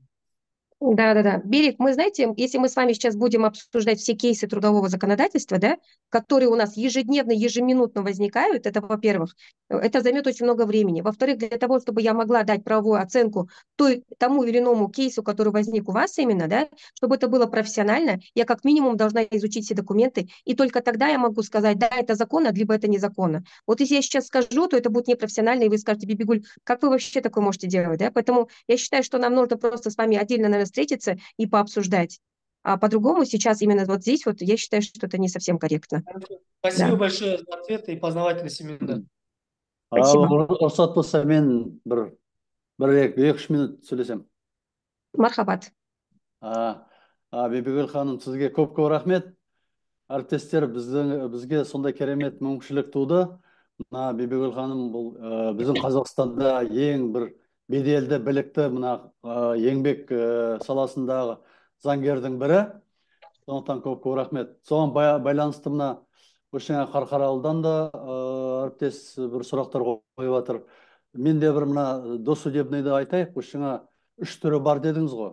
Соның ішінде біреуі кәсіподақ ұйымында конфликттерді қарап шешуге болады деген. Мен енді өзім мына мемлекеттік және азаматтық қызметшілер кәсіподағының төрағасымын республикадағы, Мерболат Жақыпов. Қызмет кәсіподағының. Сол бір мысал айтып кетейін. Бір мекеменің басшысы бізге хабарласты, осындай конфликт болған екен, бірақ согласительный комиссия жоқ екен. Оны құру үшін екі жақ болу керек. Енді жұмыскерлер жағынан уәкілдерді сайлай алмай, соның бір проблем болып бізге хабарласты. Олардың ұсынысы былай болды. Кәсіподақ ұйымын құрайық, сосын кәсіподақтың атынан уәкілдер осы комиссияға қатыссын деген. Сөйтіп кәсіподақ құрылып, согласительный комиссияға сол кәсіподақтың мүшелері, уәкілдері қатысып, солай проблеманы шешкен. Енді жаңа Қарқаралыдағы әріптесіміз сұрақ қойып жатыр, ол орынды сұрақ. Шынында қазір кәсіподақтарда осындай досудебныйға қатысу керек. Бұрын әлгі кезінде, совет кезінде мен әлгі кейде кездескенде айтам осы мысалды. Мана жерден де үлкен жасты әріптестерде отыр екен. Естеріңізде болса, мысалы коммунистер бірдеңе қылып жасап қойса, оны разбирали на парткоме. Если беспартийные, онда на правкоме разбирали. Вот сол әлі күнге дейін сол бұл жақсы бір инструмент кәсіподақта осындай проблемалар шешу. Неге десеңіз, шынында екі жақ бәстесіп, келіспей, басшыларға барып, одан тем более сотқа барып, онда екі жақта бұдан ұтпайды. Біреуі бір жақ, екеуі де бұлай қазақша айтқанда екі жақта таяқ жейді. Біреу как жалобщик, біреу как бюрократ там и так далее. Сол. Енді айтайын дегенім, тағы бір мысал болды жақында осы. Алматыдағы бір мекеменің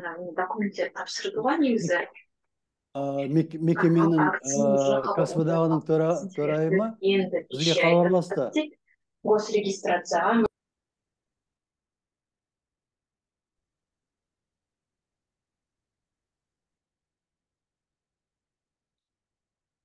Мирболат Мырза. Ау. Мне что-то пропали вы. Да. Ага. Бір кәсіподақтың басшысы бізге хабарласты. Жаңадан келген директор ұжымдық шартқа енді кәсіподақ айтқан, ұжымдық шартты мерзім бітті, жаңадан келсек деп. Соған қарсы екен. Содан бізге хабарласты. Біздер енді оның басшы министрлігіне айтып, министрлік оған нұсқау беріп, ол сосын сол бана айтылып кетті ғой. Если ниет білдірсе, басшы оған міндетті түрде отыру керек келісімге. Сосын сол келісім шартқа қол договор ғой, соны қол қою керек. Бұда да жаңа директор сол енді жоғары жақтан оған нұсқау бергесін келісімге отырып, қол договорға қол қойып, более того, ол өзі кәсіподаққа мүше болып кірді. Сондықтан кәсіподақтың күші бар бұл жерде. Бізде 97 мыңдай қазір мүшеміз бар республика бойынша. Мемлекеттік мекемелерде. Сондықтан бұл мына досудебный порядокте бұл инструментті жақсы пайдалану керек деп ойлаймын. Рахмет. Жақсы, рахмет сізге. Енді бұл жерде енді жеке еңбек даулар туындаған кезде мемлекеттік қызметшілердің қатысуымен бұл даулар тек қана сотпен қаралады да, еңбек кодексінің 159 бабына сәйкес. Жалпы бұл жерде вот досудебный порядок у нас только один способ, это согласительная комиссия. Вот то, что я сказала, 4 способа, это 4 способа защиты трудовых прав работников. Вот я здесь хотела бы просто уточнить. Негізі, Мирболат Мырза, сіз қарсы болмасаңыз, мүмкін егер де уақытыңыз болып жатса, жалпы осы именно жұмыскерлердің құқығын кәсіподақтар арқылы қорғаудың құқықтық негіздері мен қаншалықты тәжірибеде өзекті екендігі туралы тікелей эфирге шықсаңыз, нұр үстіне нұр болар еді деп есептеймін. Бір маған рұқсат берсеңіз. Жақсы, рахмет. Жақсы. Алматы облысы қоғамдық кеңесінің төрағасы Ескендір Қасымов. Ескендір Мырза. Жақсы, тыңдап тұрмыз сізді. Енді ақыры еңбек дауы мынау халықпенен еңбек жұмыс берушінің ортасындағы әңгіме қозғалғаннан кейін айтпай кетуге болмайды. Жаңағы осы кісінің алдында мен аты жөнін ұмытып қалдым. Мынау еңбек шарты туралы әңгімені өте дұрыс қозғап отыр. Бізде әлі күнге дейін осы еңбек жұмыс беруші менен еңбек етушінің екеуінің ортасындағы мәселенің шешілмей тұрған тағы бір дүниесі бар. Мен өзім көзімменен көргеннен кейін айтып отырмын, көрмесем айтпас едім. Мгм. Мынау коллективный договор дегенді басып өтіп, жаңағы қолында ақшасы бар, жағдайы бар, үлкен мекемесі бар азаматтардың кейбіреуі әрқайсысымен жеке-жеке договор жасайды. Ол өтірік емес. Соның бір пункттары мен өз көзіммен оқығаным бар. Ол жерде жаңағы жақсы крановщик, жақсы специалистерді ұстау үшін 5 жылға контракт жасайды. 5 Мгм. жылға дейін кете алмайсың. Осындай енді ол біз сорақы үлкен нарушение екенін біле тұра, бұл мәселе көбінесе сондай жасалады, ешкім оны білмейді. Соған заңға мен де сол өзімнің бір немді кіргізгім келіп отыр. Заңға сол именно соны кіргізсе, осыны тексеріп отыратын бір мекеме болса, мысалы профсоюз ба, жоқ әлде еңбекті қорғау департаментінен солардың вообще функцияларында осындай дүние бар ма екен? Осыған жауап бере аласыз ба? Әрине бар, әрине бар. Мемлекеттік Вот сол еңбек инспекцияның тексерілмейді. ең негізгі функциялары сол осы еңбек заңнамасын орындауды, мемлекеттік бақылауды жүзеге асыратын мемлекеттік орган. Олар дейтін жұмыстары сол болып тұр. Сол себепті. Мгм. Кешірім өтінемін сөзіңізді бөлгеніме. Ол қолында сондай заң бола тұра бұлар системді түрде тексере ме, жоқ әлде графикпен бе, жоқ әлде арыз түспейінше ешкім бармайды ғой деген ойым бар менің.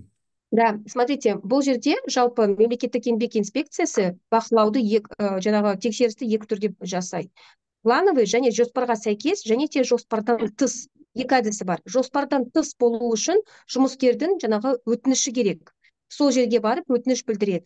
Жалпы сіз, мен сізді түсініп отырмын. Негізі 3 жыл бойы сіз білетін шығарсыз, Қазақстанда осы жаңағы кәсіпорындарды тексерудің мораторийі 3 жыл бойы келді ғой, Қазақстанда болды. Сол себепті бұл жерде жоспарға сәйкес тексерістер жүргізілген жоқ. Бұл жерде тек қана жоспардан тыс тексерістер ғана жүргізілді. Бұл жерде сонымен қатар өтініштің негізінде ғана емес, прокурордың рұқсатымен ғана тексеріс жүргізілді. Сол себепті осындай мәселе туындады. Бірақ қазір мораторийді алып тастады ғой, сол себепті қазір барса да болады. Содан кейін сіздің сұрағыңызға сәйкес, сіздің ойыңызға сәйкес бұл сұрақ болған жоқ қой. Вот ваша мысль, да, 5 лет договор, 5 жылға еңбек шартын жасайды, бірақ ол жерде кете алмайды. Бұл жерде заң бұзушылық. Бұл жерде заң бұзушылық жоқ. Екі тарап келісетін болса, еңбек шарты заңға сәйкес кем дегенде 1 жылға жасалынады. Ол дейтін кем дегенде минимум 1 год, да, срок договора. Бұл жерде екі тарап келісіп жатса, 2 жылға да жасауға болады, 5 жылға да бірден жасап тастауға да болады. Қайта бұл жерде жұмыскерлер ұтады. Еңбек шартын жаңағы 1 жылға емес, бірден 5 жылға деп жасайды.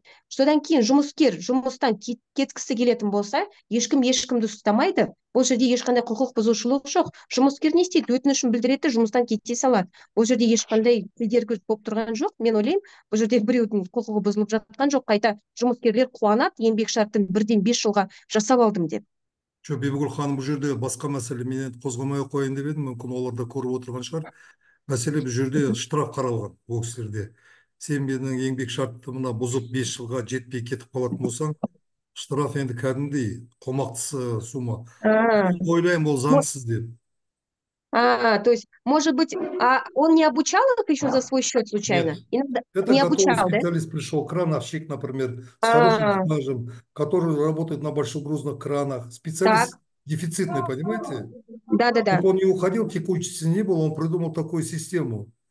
И в договоре прописал, у него работает до сих пор, да, например. Но штраф очень там большой, понимаете? Он говорит, вот ты у меня 3 года проработал, какую-то сумму получил, он ее на N сумму увеличивает, умножает и предъявляет ему штрафные санкции. Представляете?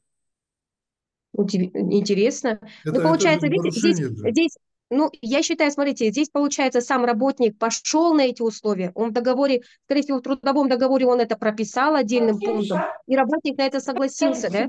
Здесь, скорее всего, работник, наверное, и не читал этот договор. Либо прочел, тогда, может быть, он был согласен сразу на 5 лет заключить договор, а сейчас он уже не хочет работать, да? А если он уйдет, то там уже штрафы предусмотрены. То есть по соглашению сторон это было Да, прописано? я хочу узнать, Мгм. вот Ясно. это законно или нет, вот это штрафные санкции в случае ухода человека с этой работы? Ну вот видите, здесь сказать, что это незаконно, я тоже не могу сказать, потому что стороны при заключении договора, он сам под это расписал, дал свое согласие. В условиях договора это прописано, и в этом договоре указано, что стороны обязаны исполнить те обязанности, которые предусмотрены в содержании договора. Поэтому сказать, что здесь права нарушают, это тоже не сказать. Он сам под это согласился. Вопрос, понимаете, такой щепетильный, я поэтому задаю вопрос. Если Но здесь надо изучить документы, посмотреть. Но если он сам согласился и в договоре прописал, значит, он обязан это исполнить. Рахмет сізге. Большое спасибо. Так, уважаемые слушатели, у нас Прокурор. время... Давайте, да, если вы не возражаете, пусть это будет последний вопрос, давайте мы обсудим и на этом завершим встречу. Если вам эта тема действительно, я вот вижу, да, спрос есть, людям интересно, то мы можем еще время выбрать и, собственно, еще на другую тему поговорить с вами. Мне даже очень интересно, что вот есть вот этот вот интерес, да? Классно, очень хорошо. Пожалуйста. Слушаю вас. Қайырлы күн. Қорғалжын Қайырлы күн. ауданынан қоғамдық Ага. кеңесінің мүшесімін. Мында жаңа согласительный комиссия бойынша жаңа сіз айтты, тепе-тең адамдар келеді. Жұмыс беруші арқасынан және жұмыскерлер артынан. Енді міне Иә. айтыңызшы, сол согласительный комиссияның төрағасы болады. Дұрыс па? Мгм. Сайланып. Төрағасын Мгм. қай жақтан болғаны дұрыс. Өйткені көбінесе жаңа төрағаның айтуы бойынша, мысалы тепе-тең келіп қалып, төраға қай жағында болады, соған басымдық болады, дұрыс па? Ондай бар ғой, қарастырылған ғой. Айтайын сізге. Сондықтан төрағаны қай жақтан сайлаған дұрыс болады. Мгм. Жақсы. Жұмыскер жағынан ба, әлде жұмыс беруші жағынан? Түсінікті, сұрақ түсінікті. Жалпы, біріншіден, келісім комиссиясының төрағасы сайлануы, оның тәртібі, екі тараптың өзара жасалған жаңағы келісім комиссиясы туралы келісімде жаңағы көрініс табады. Ол жаңағы, то есть прописано в содержании соглашения, да? Каков порядок избрания председателя, с какой стороны он должен быть. Во многих этих соглашениях, которые лично я видела, в нем указывается, что стороны, например, в 2 года один раз, либо в год один раз избирают председателя путем голосования членов согласительной комиссии. То есть члены согласительной комиссии определяют, как правило, по очередности делается. Например, 1 год кто-то со стороны работников председатель, 2 год кто-то со стороны работодателя председатель, да? И вообще в целом, я вам так скажу, у председателя согласительной комиссии нет приоритетного права и права голоса. То есть, например, в примирительной комиссии последнее слово за председателем, а в согласительной комиссии нет такого, что у председателя есть какое-то преимущество. А их на самом, во-первых, принцип создания на паритетных началах, да, тепе-теңдік негізге құрылады. Сонымен қатар, келісім комиссиясының отырысы өткен кезде, бұл жерде де тепе-теңдік негізде біз жаңағы отырыс өткіземіз. То есть стороны, паритет мы должны соблюсти даже на проведении самого заседания. Например, сегодня поступило заявление, и кто-то со стороны работников, представитель, например, находится в отпуске, да, к примеру. Значит, например, если у нас комиссия 5 на 5, одного человека со стороны работников нет. Значит, одного человека со стороны работодателя мы тоже убираем на период рассмотрения этого заявления. То есть на самом заседании точно так же действует принцип паритета. Поэтому сказать, что у председателя есть преимущественное право, этого нет в законе. Поэтому здесь вообще я считаю, что не стоит переживать, потому что основная функция, она такая больше модерирующая. Жақсы, рахмет. Мысалы, көп спорларда жаңа тепе-тең болған кезде ұйғарылым қалай шығарылады? Тепе-тең болды дейді, ары қарай сот қарастырады ма, егер нақты бір жаққа қарай шешім болмаса, оңтайлы? Енді қараңыздар, бұл жерде біз келісім комиссиясы шешім қабылдаған кезде бірінші не істейді? Ана шешімнің жаңағы жобасын дайындайды, то есть проект решения согласительной комиссии. С этим проектом, да, вот, например, когда мы обращаемся, тот или иной акт работодателя обжалуем, мы должны что доказать? Первая наша задача – дать правовую оценку действиям работодателя, то есть проверить на соответствие действий работодателя законам, трудовому законодательству. Например, мы должны прямо в этом решении, в проекте указать, какая статья, какой пункт, какой подпункт работодателем был нарушен.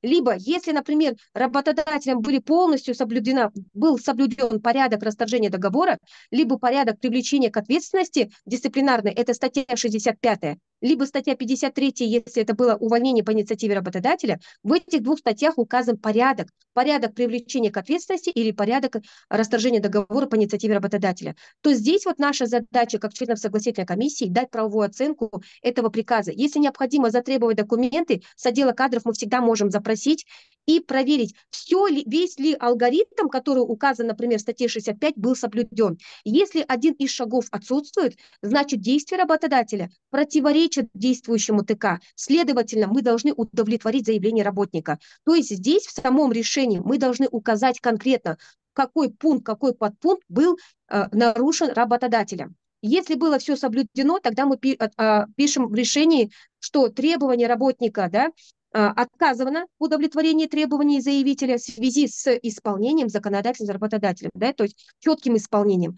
То есть мы это все в проекте прописываем, и за этот проект мы должны проголосовать. Уважаемые там коллеги, члены согласительной комиссии, давайте проголосуем за этот проект.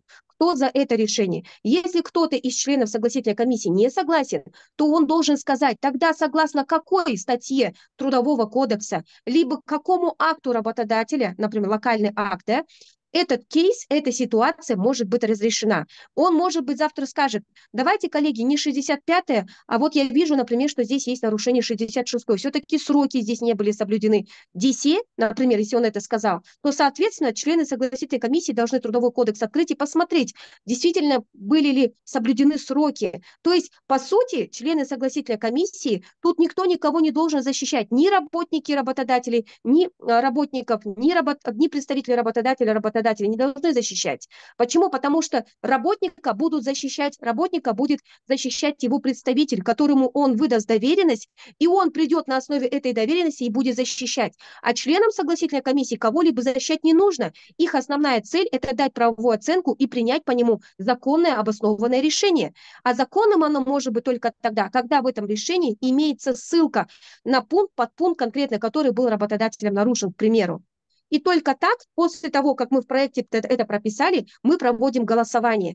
То есть здесь вот, коллеги, не может быть такого, что 3 на 3, там кто-то согласен, а кто-то не согласен. Нет, если даже вы не согласны с этим проектом решения, то вы должны конкретно показать, какая статья была не соблюдена работодателем. Понимаете? Это должно быть обосновано, а не так, что я вот не согласен, потому что олай болмайды.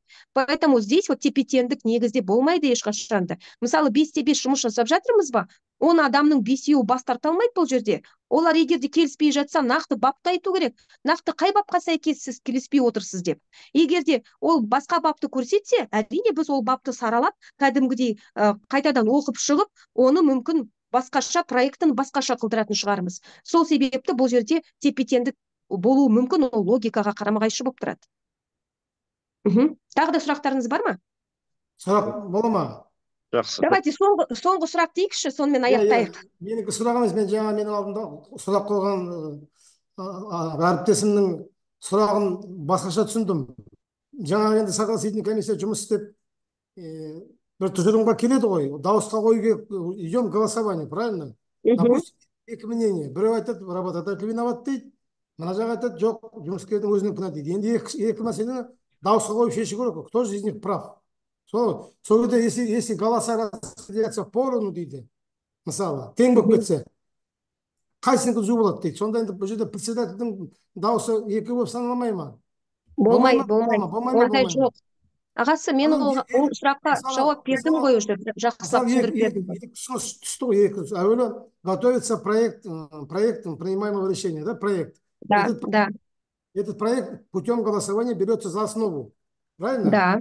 Если дополнение, сол кезде айтады, ана пункты, сонымен ана пунктқа тоқтайды, енді голосование қояды. 9 адам ба, 9 адам. 4-те 5 болса, 5 адам дауыс берген кетеді, мысалы.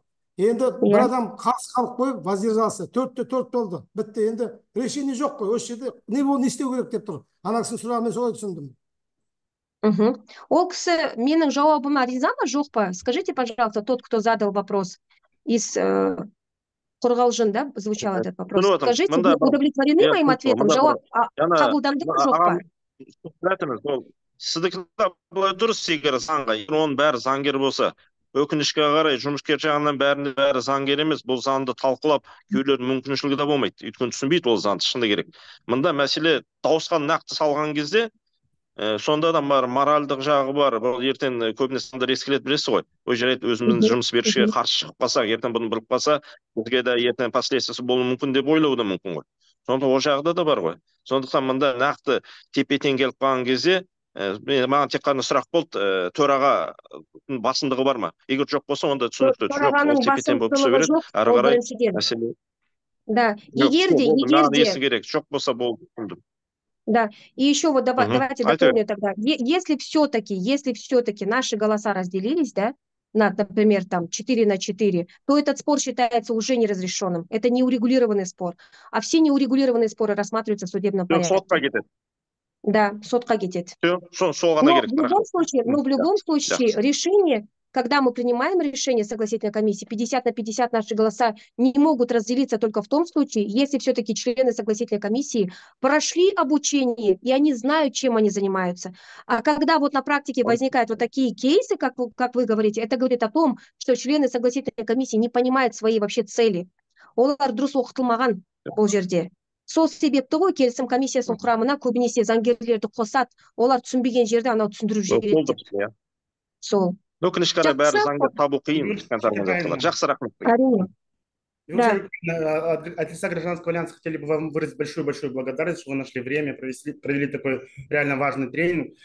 Считаем того, что мало того, что по такой тематике будет обращаться как непосредственно члены общественного совета, многие члены общественного совета являются кто-то руководителем организации, кто-то представителем либо профсоюзной организации. Мы считаем, что эти вопросы по-любому будут направлены, да, членам общественного совета либо в рабочем порядке, либо в рамках деятельности их КСО. Запись данного семинара мы разместим на нашем YouTube-канале. Любой, кто не смог сегодня принять участие, может его просмотреть. Если видим по вопросам, которые были заданы после семинара, они очень такие актуальны. Я понимаю, что очень много вопросов вообще у нас на территории Казахстана, это и касательно трудовых споров, да, у нас очень большие вопросы, актуальны это все. Я думаю, Шакирайна, если у вас будет время, да, тоже также какие-то, может быть, более детально мы с вами тоже проведем семинар именно по трудовым конфликтам, либо по трудовым спорам, чтобы как и общественность, так и руководителям организации, чтобы они знали, да, кто-то свои права и обязанности в рамках трудового законодательства. Большое вам спасибо, большое всем участникам, что приняли участие, за актуальное такое бурное обсуждение. Всем хорошего дня. Да, спасибо, уважаемые.